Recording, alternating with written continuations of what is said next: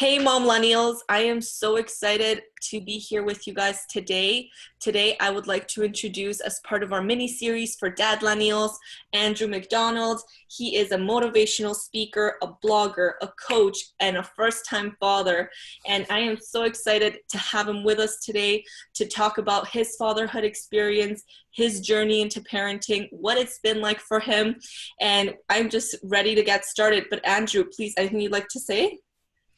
Yeah, I think that's a great intro. Thank you so much for having me. I'm excited to talk to all the momlenials and even some of the dadlenials out there and share my experience of being a first-time father and balancing the fatherhood with work as well as my entrepreneurial business opportunities and all of that. So this is a great experience for me. I'm really excited to get deep into the content. No, definitely. I mean, we both work with millennials. You help millennials achieve their goals, and I help millennial moms design their motherhood journey. So it's really exciting to have someone who's also a dad and is focusing in helping millennials achieve something with us. And also, so to talk about fatherhood, growing up, what was your idea of what fatherhood meant? What did you see it as you were growing up? Sure. So fatherhood for me growing up, I always saw it as an opportunity to pass on all of the good things that I experienced as a kid, all of the things that I wanted my children to experience, a chance for a legacy to be passed on Mhm. to later generations. That's how I always viewed fatherhood, as an opportunity to provide those things to my children and for them to pass on to their children. And with fatherhood and with parenthood in general, there are good things that you pass down and there are always bad things. So your goal as a father is to minimize the amount of bad things, or as a parent in general, to minimize the amount of bad things you pass down, the bad habits, the bad, I guess what you call the generational curses, those things Mhm. that have happened in previous generations. You try to mitigate those and you instead instill the proper values, and the good values, right? The good things and the good characteristics to the future generations. No, definitely. I think as we all go into becoming parents, a huge thing is how do we not screw up our children, And something I hear Right. continuously is like, well, they're always gonna find a way to say you screwed them up. Right. I mean, it's a crazy thing because I think when you go into parenting, it's important to go in with an open mind and say, you know what, I want to pass down, leave a legacy, pass down the best of my qualities, the best characteristics that I can. But ultimately, we are all doing our best, and that's so important to know so that we're not so hard on ourselves. You know, Definitely. definitely. Yep. What was there anything about becoming a father that scared you? I would say the biggest thing that scared me was how was I going to balance the time? How was I going to be able, because I had a lot going on at the time. I was I was working on my business. I was still Hmm. working full time. I still had to find time for my wife and being there for her and being involved in community groups as well. I was a part of a financial mastermind, uh, uh, uh, a nonprofit organization. All of these things I was doing at one time. I was into investing. All of these things I was doing. And I knew that having a child, while it was going to be an amazing blessing, I knew it was going to be a huge disruptor of my schedule and the way I did things. I was going to have to reinvent everything that I do and reevaluate everything that I did. So my biggest fear was being dropping the ball in one or more of those areas. And I realized afterwards I had to take stock at what I was doing and cut out a lot of the things that I was doing, although they were really good for me and for my future and all of these things. I had a real big responsibility I needed to take charge of, and I knew I was going to have to drop some things in order to make sure that my family comes first. No, that's amazing. And I think that is so important because, as millennials, people say we're entitled, but I totally disagree with that. You don't know how many people I hear that from, but I think actually we are so ambitious. we just want to, we're constantly being educated, we're constantly learning things, we're constantly looking for to make the next big move. And then when you and you know, I would call us, um yes, we may be selfish, and I don't mean that in a bad way. I mean that we've been raised to think about ourselves, to prioritize ourselves and our needs. But when you become a parent, all of a sudden there's a huge shift where it's Mm-hmm. like, you do not think about yourself anymore. That's not even an option at the moment. You have to actually be selfless as much as possible. And unfortunately, it's not unfortunately, we've been raised in the way we were raised was, you know, you come first. What do you want? You want to go to university? What are your dreams? And that's a Mm-hmm. great thing, you know, but Right. it also makes it a little bit harder to adjust to parenting, to Mm-hmm. fatherhood, to motherhood, because now we have to go from that mentality of like me to us, we, Mm-hmm. family, you know? Yeah. It's not impossible, but it definitely takes a shift in mindset. And I think that's what you went through, where it was like, okay, I'm this ambitious man. I love everything I'm doing, but my family's number one. Absolutely, absolutely. And it's not like I said, you know what, I'm not going to do anything for myself, and my whole life is just going to be devoted to my kids, because I think you know, I see that a lot where people just they lose themselves, and it's important to maintain, you know, yourself and still be able to take care of your wife and still, or your spouse, and really get with them, understand their needs, and connect with them, right? There's still things, you're still you.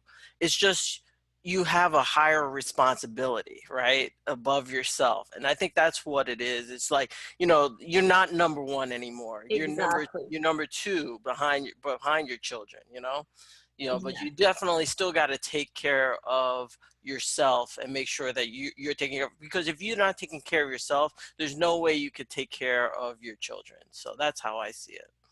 No, definitely. I think you couldn't have put it better when I truly believe in that. I really do, because growing up, I grew up with a mom that was she sacrificed a lot. She Hmm. let go of herself completely. And I actually felt guilty Hmm. all the time, because I saw how unhappy she was. I saw the struggles that she put herself into, because, you know, she made a decision to stay home and completely lose herself.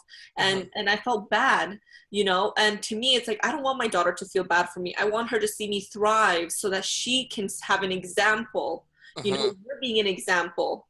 And when your parents happy, your kid is going to be happy. But we think, oh no, we have to make our child happy, we have to do everything to make them happy.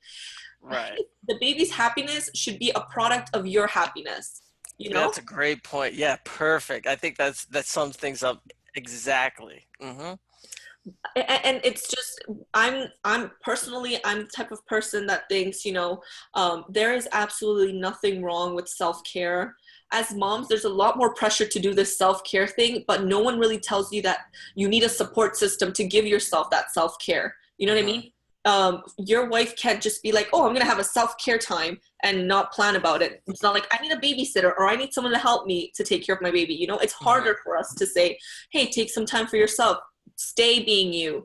You know, Hmm. there's a whole lot of things going inside within us. So it's so important to talk about, you know, the experience as a mom and the experience as a father, to really try to understand each other. Because the Hmm. thing is, nothing seems worse than those first couple years after you have a baby, because everything seems like a big deal.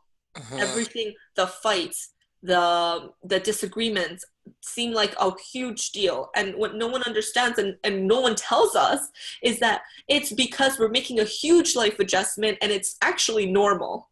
And it's Right. actually normal, you know. And it's so important. That's why I really wanted to bring dads into the conversation, partners into the conversation, who are not the ones who birthed the baby, you know, who are experiencing it from a different perspective. Because I really want to know, what they're experiencing. Hmm. Yeah, Mhm. absolutely. I can tell you one of the areas that I struggle with the most, you brought up a really good point, is that self-care aspect. You know, dedicating time for just me, and for me to not be doing stuff for me, but like, you know, like the things that I don't get to at the end of the day. But, you know, taking some time to relax or taking some time to really just not have to worry, you know, maybe pampering myself up a little bit. You know, there are times I mean, maybe I could count on you know, on one hand, the amount of times I went out by myself and hung out with a friend or something like that, you know, since my son has been born. So it can be really tough as parents to find the time and to make the time for you to really take care of yourself and do that maintenance that you need in order to be a better parent and a better person in general. No, definitely. And I think, you know, part of what I tell my clients is, you know, scheduling is such a big part of creating that new, accepting a new lifestyle change, and getting used to the differences and actually putting in that time. If you Hmm. start to schedule that me time, that self-care time where you are not, you know, for where both of you get to equally say, this is my time, this is my time, you know, and respect each other's time, that's when you start to be proactive about it. Because what happens is we get caught up in routine, and routine is clean the dishes, go to work, take care of the baby, like just things that are not really about what you need. They're just Right. things that you need to get through the day, basically.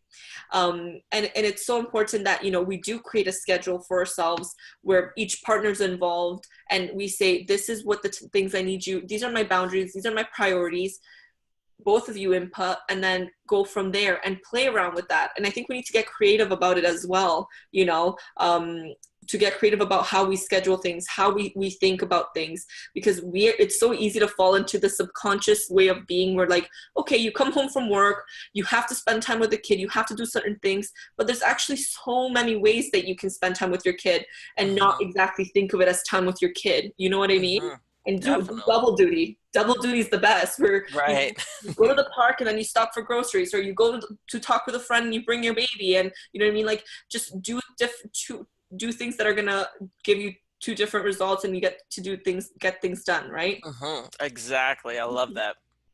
Definitely. So what, as you were becoming a dad, did how were you able to, did you look into some sort of, did you take classes, did you talk to your family, like how did you try to educate yourself, or like about what your that transition was going to be like for you? So, actually, I did not do a lot of research, to be 100% honest. My research primarily came from experiences from my friends and my family, listening to them and their stories, and really understanding how they felt and the things that they encountered, especially the first-time dads. In fact, I had a first-time dad that their their child was born maybe a month before, and so like the whole time during the pregnancies we were sharing stories and sharing experiences, and even after our kids were born it was good to be able to talk to them because they were like one step ahead, you know, like they had a lot more Insight. relevant, yeah, and relevant insight, right? Yeah. Because they're just going through it, they were just one stage past where we were. So it was Nice. good to be able to talk to them as well as the established parents that have been parents for 10, 15 years or whatever, or longer, and be able to listen to them and see what their struggles as they're going through it, because I knew what was right up ahead, right? Another thing was being able to talk to another family that they were maybe like 6 months behind us on the pregnancy scale. So they were 6 months behind, and they just had their child in November. So Oh wow. yeah, so it was just exciting to be able to talk to them and be able to share my experience with them as well, and hear their fears and hear their different rationales and how they were going to parent and all of that. So just having those different perspectives really helped me to get really like focused and ready for this whole big thing that was parenthood. And to be 100% honest, I wasn't ready. You know, you're never going to be 100% ready, right? But it was good to have those experiences and those perspectives to help me along the way. No, definitely. And you make really good points. You know, that's part of what you experience, not a lot of men experience, which is they got to have to see different people around them in different stages and be exposed to that. There's a power in that. There's a power, and that's what we're doing is by diversifying what motherhood and fatherhood looks like, we are giving people the experience of being being somewhere in the beginning, in the middle, of the end, doesn't matter, but everyone's learning from everyone, you know? So that was key in what you were learning. And that's Mm-hmm. what allowed you to be more confident as well as to have some knowledge prior to making those changes, as because you had someone who was ahead of you, and then also kind of having a having someone confirm your fears because you saw someone be like 6 months before you who was feeling the way you were, and you're like, those were real fears, and now I can help someone say, you know, it's okay, it's gonna be okay, you can Right. like, it's such a nice feeling to be experiencing that, you know, that kind of like support in that you're supporting someone and someone supporting you, you know. What Exactly. Yeah. So, what do you think is makes a millennial father? If there is a like, what is fatherhood? Do you think fatherhood means for millennials, from your experience, or is there a difference in the way we see fatherhood? Well, I don't know that fatherhood has changed as far as what fatherhood means for millennials versus any other generation. To me, fatherhood just means it means responsibility. That's what I see when I see fathers. It means responsibility. It means legacy. It means getting your stuff together because you have another person to support in the world. You know, you have another boy or girl that's looking up to you for direction, and it's leadership that you need to display. And you don't have to be perfect, but Mm-hmm. you have to make sure that you have things together and you have a stable environment, or as stable of an environment as possible, to provide the best experience for your child to grow up in.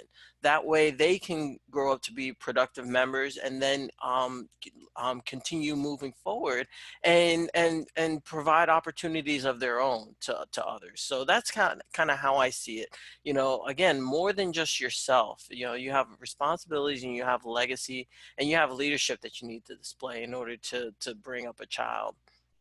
Mm-hmm. Yeah. I could tell you that I am one of the fears that I have currently is just the whole dynamic of social media, the whole dynamic of always being connected and plugged in. That scares the crap out of me, to be honest. And I don't know how I'm going to parent my way through that, because that it just seems like just a firestorm, you know, of things to consider when you with online bullying and all these you know, harassment and all of these things, you know, depression, suicide, all of the stuff, and being Facebook live while doing it. That just, oh my gosh. It's I still got a little bit of time, but not much, you know. Like already I see my son grabbing for my cell phone, you know, and he's only 7 months right now. So You I should see my mean, daughter. She's yeah. swiping left. She can use Tinder now if she Oh my wants. gosh. You know, Like, like, isn't that swipe left, crazy? swipe right. Yeah. No, it's crazy. But you know what? I think that's a big fear of mine as well. And I'm still trying to figure it out because it's such an early, like, they're going to be really influenced by technology. And Hmm. I think that the best we can do as parent is educate ourselves in Hmm. and treating technology in a positive way, because just Hmm. like anything, when you treat it in a negative way, becomes more attractive to a child, to a teenager, to a Right. kid. You know, it's like the reaction of that they get from doing something that we don't like. Sometimes Hmm. that's also an appeal, you know. So if we Yeah. start to maybe treat technology and implement it in our lives in a modern way, because we use it, we can't pretend we don't, you know what I mean? So Hmm. you know, when parents are like, no, you're not allowed to do something, but they're doing it, and Hmm. then the kid is like, well, why? And then they do things behind our back. I think maybe taking a healthier stand in what technology and how it is, and having boundaries is a Mhm. good way to start. I mean, I have time to think about this, but that's also a big concern for me as well, of Mhm. how I'm going to raise my child in a very technologically advanced, connected, plugged in kind of world, and how I'm going to support her through that, and how I'm going to, not make her be, what if we're dealing with bullying? What if we're dealing with the depressed, so many things that you've mentioned, and they're big issues. Mhm. So how do we parent through that? So Right. that's definitely a topic of its own. And I would love to, do more on how that's going to work for us as parents, with technology involved. Um, and that's a really good point, actually, to talk about in some future talks. Definitely, definitely. I would love to tune into a social media or technology topic. I'm an IT guy anyway, so that interests me in general. But the whole parenting aspect, I have no idea how that's going to shape up. No, definitely, and Mhm. I think that it'd be great to get a panel of different experts, parenting experts, who are talking about this kind of like how the next generation is going to be and how it's going to look like, and Mhm. how we can, what kind of issues are going to arise from having a more um, socially active in technology kind of generation. You Mhm. know. Absolutely. Um, Now I wanted to ask you another thing about being a father, a millennial, not only just a millennial father, but showing the diversity, like of being a black father. Um, uh, what is that? Do you think there's a difference in the way you feel you've experienced fatherhood, if maybe the way it's portrayed by society, maybe in the media, maybe through lived experience that you've seen prior to becoming a dad? How has it been for you, being a black dad? Mhm. Yeah, I could tell you that it's very, very challenging to be an African American father, especially because of the way like society, like you said, society portrays us. I think minority dads get a bad rap. Dads in general get a bad rap for not being there, and especially in the African American community. And Mhm. so that to me was one of my driving factors. I knew I was going to have, as, me personally, I wanted to be a connected dad. I wanted to be an available dad. I wanted to be there for my son and provide for my son, and be able to and my future children as well. Just to be able to be there, because I know that society looks at us a certain way, Mhm. and I want to make sure that I buck that trend and show that, we're not like that. There are plenty of good fathers, plenty of outstanding fathers in the African American community, and I will be darned if I'm not one of them. So that's kind of my focus, and my driving motivation is to be one of those fathers that are going to stay there and be there and through the thick and the thin, and not just, like do all, be all kinds of out there in the world and doing whatever I want and not caring and fathering several children out of wedlock with different baby mamas and all of that. Like that's not that's not me. And I'm definitely out to prove that fatherhood is about more than just being a biological sperm donor. Yeah. It's about being there and raising children. So yeah, definitely.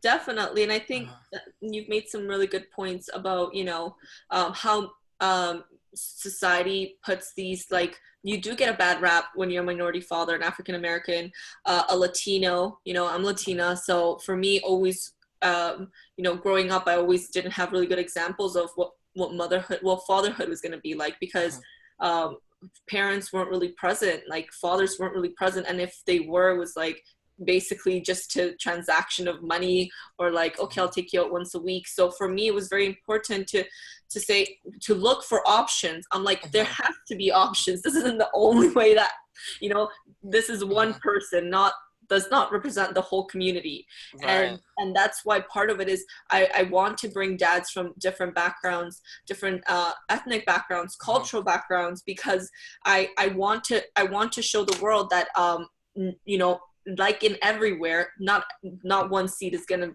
mean that the rest of the community is that way. And same thing Mhm. for Latino dads, same thing for Latino moms. You know, the idea, you know, a lot of moms here in Canada, there's a high rate for dropouts for Latin Americans and Mm-hmm. Portuguese people in high school, women and men, because there's not a lot of good support for them. So by Mm-hmm. showcasing the diversity, I'm hoping to be able to change the conversation and help younger generations who are growing up see the examples. And I think that's what you're doing. And also Mm-hmm. because you have a son, what are some values that you want to instill in your son that are really important to you, you know, as you raise Absolutely. him? Yeah, so the first thing I want to teach my son is how to be a man. You know, like I want to teach him how to be a strong African American male. That's really important to me and what it means to be a strong African American male. It does not necessarily mean that you're just cold and rigid and emotionally unavailable, right? It means to be able to admit your faults. It means to have the courage to lead and also to listen when you're in the wrong, right? So instead of just being bullheaded about it, really listen to the people around you, to your spouse or your significant other, because they may have more insight than you in a certain situation. You know, I want him to be able to grow up to be educated, and not just school educated, but experience educated. So, you know, I definitely want him to go to college, but if he doesn't have a college degree, he better have a darn good backup plan. Like it must be built out with spreadsheets. I want like presentations, all kinds of stuff to show me exactly what his plan is going to be. Because if you fail to plan, you plan to fail, and I do not want him to fail at life. That you know, so that's one of the Definitely. worst things you could fail at. So you know, these are the things that I want to instill in my son. You know, I want him to be educated. I want him to be strong. I want him to be to be wise, be able to listen, and to be able to make strong, wise decisions. You know, it's really tough out there to make decisions, especially when you got so many people and so many influences out there telling you different things. So I Mhm. want him to be able to take the information, parse that information, and use it in a way to be able to make well-informed decisions. Mhm.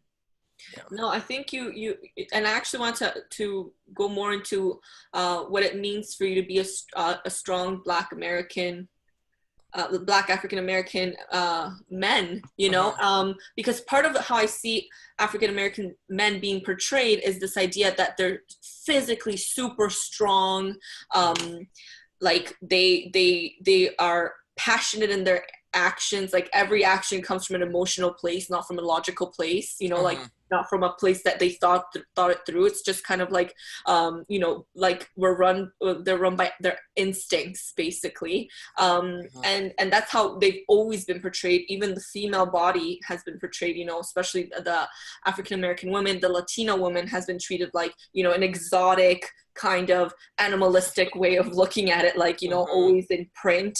You know, if you see Hmm. Sofia Vergara, she's always wearing tiger print in Modern Family, and it blows my mind. I'm like, why? Right. You know, and you see Hmm. this in cultures like, you know, African American, Latinos, anything that's not white basically. Hmm. And so part of it is I want to show with, like, so for you with strong American, you said being wise, being able to talk about feelings, being able to be more emotionally connected, Hmm. because I think part of it is showing that, you know, you don't have to be this strong man in the masculine sense. You Right. know, like you were saying, strength comes from having wisdom, having experience, listening, Hmm. um being able Yeah. to, like, you never see a Black man crying on Right. TV. Right. You know, Hmm. never. I very rarely can think of a time that I've seen a Black man cry. Maybe that movie where, what's the actor? He's like on death row and then he lets out a couple tears. He's this really big guy. What's his name? Oh, you're talking about the Green Mile. Yeah, Yes, I forget the actor's name. Some I can't remember, but you yeah, know what I'm talking about. yeah, You know what I'm talking about. yeah, See, like that's the only time I could really like think about seeing a Black man like crying, yeah. because it's not portrayed, you know, Hmm. and it's so sad because that's also creating men who are like incapable of showing emotion and Yeah. being emotionally unavailable, like you said. Yeah, I'll tell you, I'll give you a good personal example. My father, he wasn't an emotional person. I've only seen him in tears maybe twice in my entire life. And maybe three times. I mean, it's just so rare. And most of the times that I saw it was in my adult life. Wow. So I never grew up learning how to cry, and I find I have trouble crying and processing my emotions because of that. And talking to my wife about my emotions, and growing up, my father wasn't the best example. Mhm. In fact, I used him in order to as more of a counterexample of a father than and a good example. Yeah. So it was tough to really to learn how to communicate and do that with my wife. I was so fortunate that my mom was the total opposite. And so when I was growing up, my parents got divorced.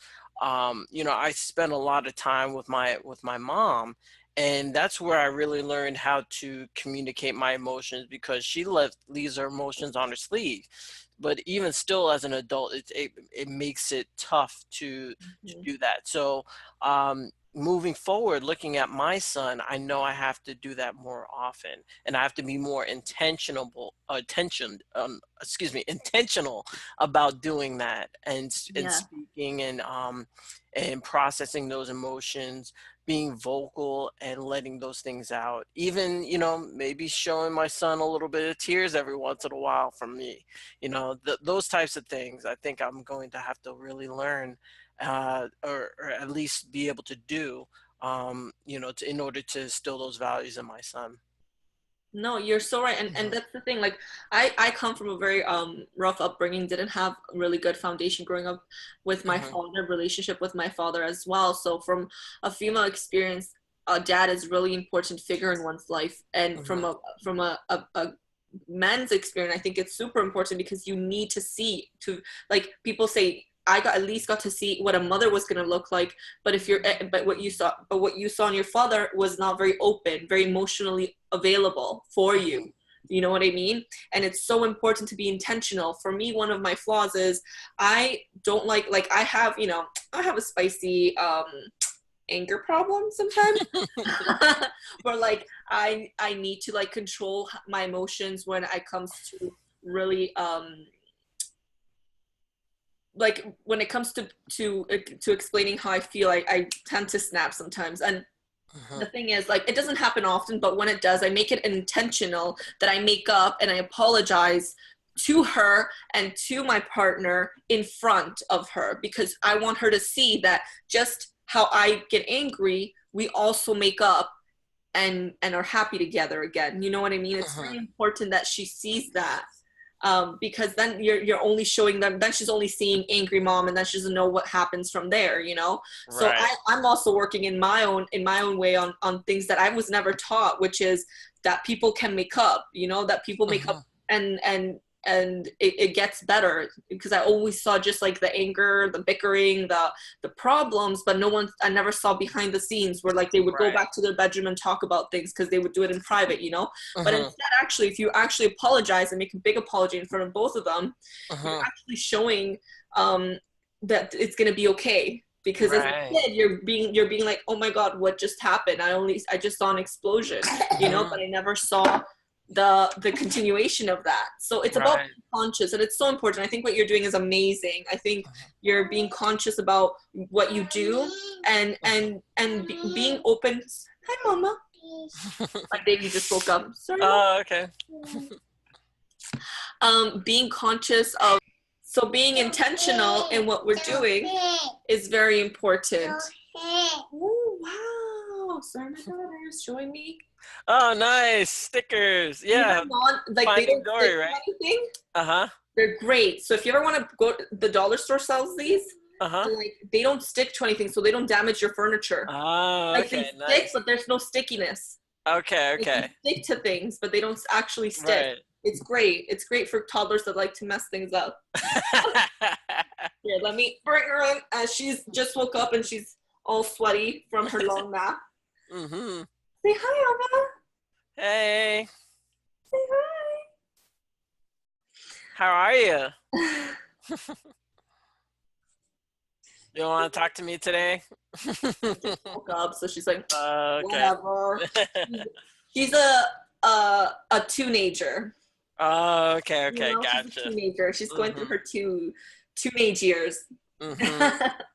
But Andrew, so I think what we've talked about, it's so important, and I think thank you so much for really speaking to your experience on what fatherhood has been for you and how you are intentionally trying to and proactively trying to be better. And I mean, you have time. Your baby's still young, but you know, there's being part of a community, being part of supported by other fathers, you know, is so important. And I think that's the biggest message, that we need to start creating communities for fathers as well, where they can come together and ask each other questions, things that, you know, we were not comfortable asking our mom or our spouse, you know, or just to see what other men are going through. But I think your experience has been really illuminating for me in regards to, you know, what it means to not be perfect and not have an example, because it's the same thing for me. I don't have a great example that I can look to, but that we're being intentional about it and that we're trying is key, you know. Exactly, Really exactly. key to everything that we're doing. And I mean, your work as a dad, I can only imagine it's only going to get better. Okay, so Mhm. I think that's important, to be very gentle with ourselves as parents, because now there's a lot of pressure to be perfect, and I think that Right, we actually don't need to be perfect. We just need to be perfect and imperfect at the same time, right, right. and be Give and yourself some slack, right? yes. Nobody knows how to do this out of the womb, so. No, no. And like I said, it's about being perfectly imperfect and being okay with it, and showing them that, hey, you know, I'm your mom. I got these kind of, like, you know, or I'm your dad and I got these kind of things that, you know, sometimes happens, but I Mhm. also love you a lot and I'm also here for you. Yes, mama. Wow, Dory. Okay, Dory. So, Andrew, thank you so much. What message do you have to give, if you could think of any message or advice you can give to a first-time father who's just starting out? Yes, mama. And he's having doubts. He's feeling afraid. What kind of advice would you give? So I would say the biggest thing is, like I said before, give yourself some slack. Nobody knows how to do this perfectly. Every child is different. It's going to be challenging at times, but it's going to be immensely rewarding at the end. And just take it day by day. You don't have to know everything in a book. You don't have to know everything out of all the books. Surround yourself with positive examples of people you want to you imagine yourself being as a father, and lean on to them and ask them questions. And that's how really the best way, for in my opinion, to learn how to be a father yourself. Learn from positive examples of people that you want to emulate, you want to be.